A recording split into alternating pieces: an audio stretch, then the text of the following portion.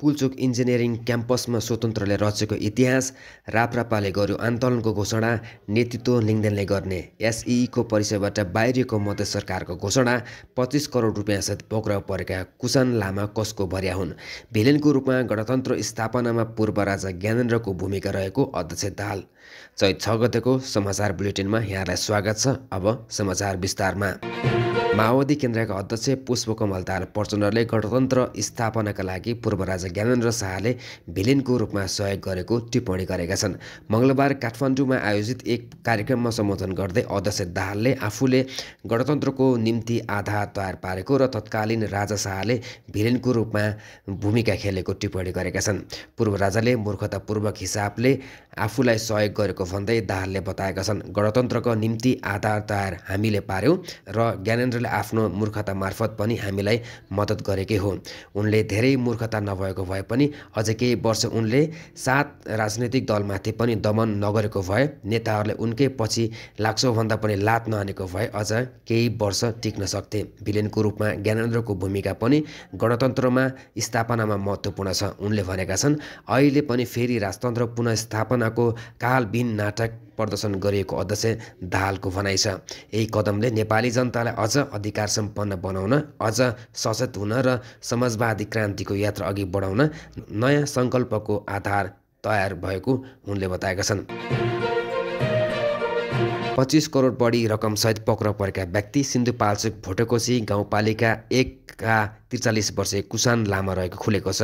लामालाई काठमाडौँ उपत्यका अपराध अनुसन्धान कार्यालय टेकुको टोलीले टोखा नगरपालिका 1 झोर क्षेत्रबाट करिब 25 करोड 1,60,338 रुपियाँसहित पक्राउ परेको थिए। ना 7 ख 16 52 नम्बरको ट्रकबाट फल्स बटम बनाएर रकम लुकाई छिपाइरहेको कोरुङतर्फ जाने क्रममा प्रहरीले उनलाई नियन्त्रण लिएको हो। चालक भई भरियाको रूपमा काम गरिरहेको प्रारम्भिक अनुसन्धानबाट खुलेको छ, तर उनी कसको भर्या हुन् अझ खुलेको छैन। प्रहरीले गोप्य सूचनाको आधारमा उनलाई पक्राउ परेको थियो। यसअघि 7 किलो सुन तस्करीमा प्रकरणमा समेत उनी पक्राउ परेका जेल परेका थिए। जेलबाट छुटेपछि उनले सुन तस्करी कारोबार छोडेनन्। प्रहरीले उनीसँगको बयानमा आफू भर्याको रूपमा काम गर्दै आएको बताएका छन्, तर उनले अहिले बरामद रकम कसको हो भन्ने चाहिँ नखुलाएको प्रहरीले जनाएका छन्। काठमाडौँ उपत्यका अपराध अनुसन्धान कार्यालय एसएसपी रमेश बस्नेतले पक्राउ परेका लामालाई थप अनुसन्धानका लागि राजस्व विभाग हरिभवन पठाइएको बताएका छन्। उनले बरामद सामानसहित लामालाई राजस्व विभागमा पठाइएको हो। अवैधिक रकमको बारेमा थप अनुसन्धानपछि मात्र खुल्नेछ।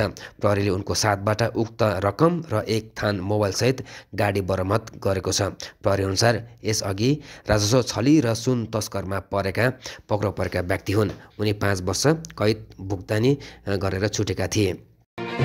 पूर्ववाचक ज्योति कर्मकाण्ड गर्ने ब्रह्माण्डको परीक्षण लिएर लाइसेन्स दिने तयारी सुरु भएपछि नेपाल पञ्चसङ्ख्या निर्णायक समितिमा परीक्षा लिनेको घुइँचो लागेको छ। परीक्षा लिन चाहनेहरूको घुइँचो लागेपछि चैतदेखि 6 महिना कार्यक्रम सुरु गरिएको समितिका कार्यकारी निर्देशक सूर्यप्रसाद ढुङ्गेलले जानकारी दिएका छन्। ज्योतिष र कर्मकाण्ड परीक्षण लिन चाहनेहरू समितिमा आएर सोधपुर गर्न थालेपछि सूचना निकालेको र यही महिनादेखि परीक्षण दिन थालेको उनले बताएका छन्। समितिमा आफै खोजी गर्दै करिब 3 दर्जन परीक्षार्थी आएका समितिले जनाएको छ। परीक्षा लिन चाहे मध्येमा महिला र अपाङ्गलाई छुटको व्यवस्था पनि गरिएको उनले जनाएका छन्। ज्योतिष परीक्षण लिन जनजाति र दलित पनि आउने गरेको समितिले जनाएका छन्। पुलचोक इन्जिनियरिङ क्याम्पसमा पुग्दा दल निकट विद्यार्थीको सङ्गठनमा एक उम्मेदवारले भरिरहेको थियो। यसपटक पुलचोकमा स्वतन्त्रले जित्ने सम्भावना छ। हामीले केही प्रतिनिधि मतदाता विद्यार्थीसँग पनि कुरा गरेका थियौँ। धेरैजसो मतदाता विद्यार्थीले स्वतन्त्र उम्मेदवारलाई मत दिने सङ्केत गरेका थिए। ती उम्मेदवार र मतदाताले दिने भने चाहिँ मङ्गलबार स्वतन्त्र उम्मेदवार स्वयं श्रेष्ठ निर्वाचित भएका छन्। सहायक क्याम्पस प्रमुख राम एकवाल यादवको अनुसार स्वयं श्रेष्ठ 1102 मतसहित विजय भएका थिए भने उनका प्रतिद्वन्दी माओवादी निकट अखिल क्रान्तिकारी उम्मेदवार रसिक लम्सालले 710 मत ल्याए भने 2079 को सोयु निर्वाचनमा एमाले अखिलबाट निर्वाचित भएका विराज आचार्य 639 सहित तेस्रो स्थानमा पुगे। काङ्ग्रेस, एमाले, माओवादी, नेपालका एस लगायतका उम्मेदवारलाई पछि पार्दै श्रेष्ठले सङ्घ सङ्गठनको सिन्डिकेट तोडे। राष्ट्रिय प्रजातन्त्र पार्टीले राजसंस्था पुनर्स्थापनाका लागि आन्दोलन गर्ने घोषणा गरेको छ। आन्दोलनको नेतृत्वमा राप्रपाका अध्यक्ष राजेन्द्र लिङदेनले गर्ने भएका छन्।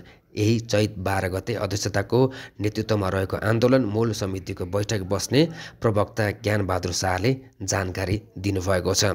आज बसेको बैठक कार्य सम्पादन समितिको बैठकले आन्दोलन परिचालन समितिको भूमिका खुम्चिएको छ।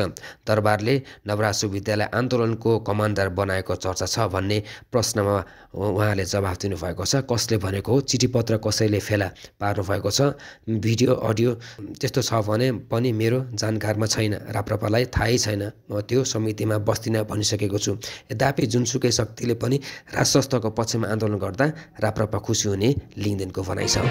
मधेस सरकारका प्रमुख सतीश कुमार सिंहले एसईको परीक्षामा सुधार सङ्घीय सरकारले सहयोग नगरेको भन्दै परीक्षाको सम्पूर्ण प्रक्रियाबाट बाहिरको घोषणा गरेका छन्। मुख्यमन्त्री सिंहले मुख्यमन्त्री तथा मन्त्री परिषदको कार्यालयमा मङ्गलबार पत्रकार सम्मेलन गर्दै उनले 8वटै जिल्लामा शिक्षा विकास तथा कार्यालय र सुरक्षा निकायको सहभागितामा भएको बैठकले गरेको निर्णय कार्यान्वयन नभएको भन्दै परीक्षाबाट बाहिरिएको बताएका छन्। मुख्यमन्त्री सिंहले एसईको परीक्षालाई मर्यादित गर्ने निर्णय कार्यान्वयन नभएपछि गलत प्रतिक्रियाको समीक्षा बन्न अनुगमन लगायतका कुनै पनि काम नगर्ने बताएका छन्।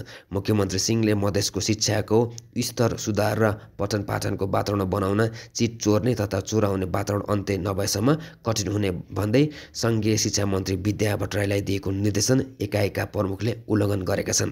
प्रदेशले सरकारको केन्द्र अध्यक्षको चयन गोला प्रथाबाट गर्नुपर्ने र केन्द्रमा फेला परेको मोबाइल जफत गर्ने निर्णय गरेको र त्यस विपरीत केन्द्र अध्यक्ष खटाउने काम भएको पत्रकार सम्मेलनमा बताइएको छ।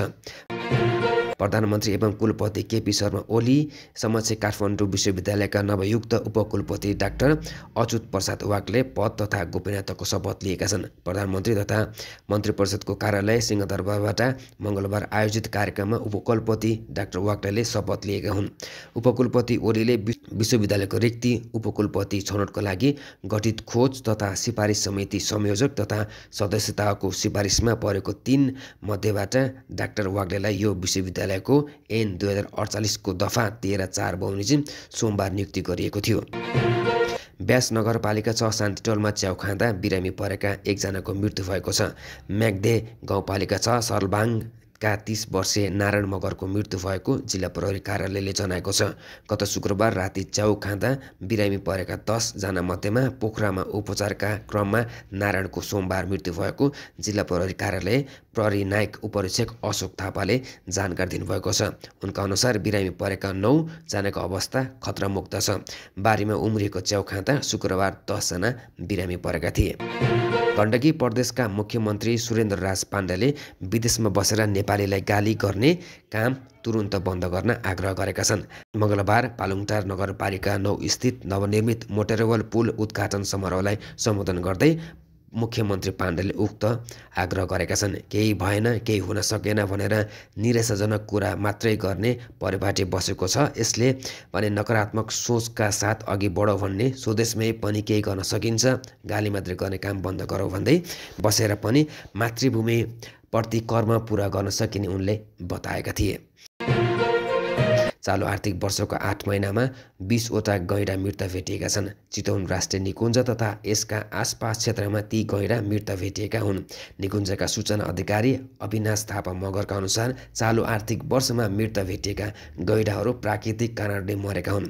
बाघ तथा गोहीको आक्रमण परेर एक आपसमा जुधेर बिरामी भएर दलदलमा फसेर र बुढो भएर मरेका हुन्। यस आर्थिक वर्षमा चोरी सिकारका कारण भने गैंडा नमरेको उनले जानकारी दिएका छन्।